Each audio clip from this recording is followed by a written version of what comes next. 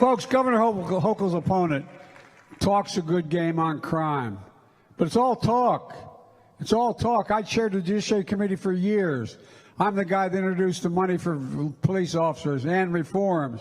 But let's look at the fact. Back on March 2021, as COVID was hitting the economy hard, mayors all over the country, Democrats and Republicans, said they were going to have to lay off thousands of cops because they didn't have any budget money coming in. They didn't have taxes coming in. So I came up with a plan called the American Rescue Plan.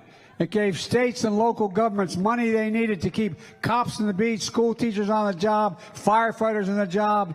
But when it came time to vote for this plan in Congress, not a single Republican voted for it.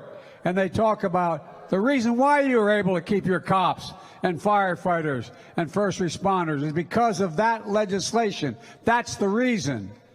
And they voted against it, and then they whine about how they're so tough. Republican leaders decided to play politics. Governor Hochul's opponent had a choice. He could keep cops on the job or cave to his Republican leaders. I'll give you one guess what he did. He caved. He voted against keeping cops on the beat and decided to play politics instead. And then in May, Governor Hochul and I were together in Buffalo. I visited every mass shooting site in the weeks after that senseless, evil mass shooting. We met with the families, spent 4 hours, and you could feel the anger and disgust. It would have been easy to feel helpless, but Governor Hochul decided to do something about it. Less than a month after the shooting, the governor signed a package of bills strengthening New York's gun laws. Her opponent's plan for public safety is to put more guns on the street. He opposed red flag laws, which would take guns out of the hands of people who pose a danger to themselves and others. Look, what kind of sense does that make? On the federal level, we passed the most significant gun safety legislation in nearly 30 years. And Zeldin opposed it.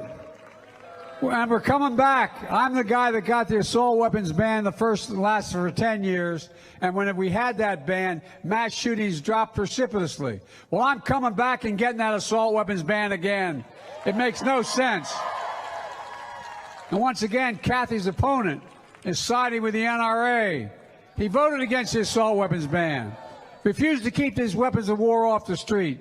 And as I point out all the time, what comes out of a muzzle of an assault weapon is 5 times quicker, faster than comes out of a muzzle of another gun.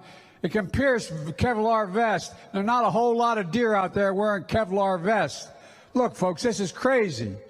If a politician won't stand up to his party leaders and keep cops on the beat, if he won't stand up to the NRA and get assault weapons off the street, do you really think he's going to take and help your families keep safe? Look, I tell you he won't, but Kathy will. Folks,